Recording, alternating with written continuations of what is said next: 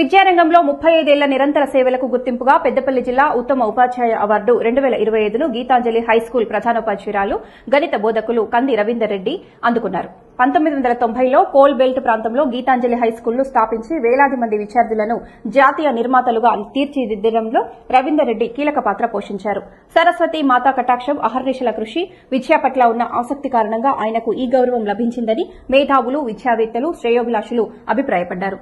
జిల్లా కలెక్టర్ కోయ శ్రీహర్ష చేతుల మీదుగా విద్యాధికారి సమక్షంలో అవార్డును స్వీకరించిన రవీందర్ రెడ్డి విమర్శలకు తావు లేకుండా విద్యా నిబద్దతతో ఉపాధ్యాయునిగా, ప్రధానోపాధ్యాయునిగా 35 సంవత్సరాలుగా గడిపి తల్లిదండ్రులు, విద్యార్థుల అభిమానాన్ని చూరగొన్నారు. ఈ సందర్భంగా పలువురు ప్రధానోపాధ్యాయులు, ఉపాధ్యాయులు, మేధావులు, పోషకులు, విద్యార్థులు రవీందర్ రెడ్డిని అభినందించారు.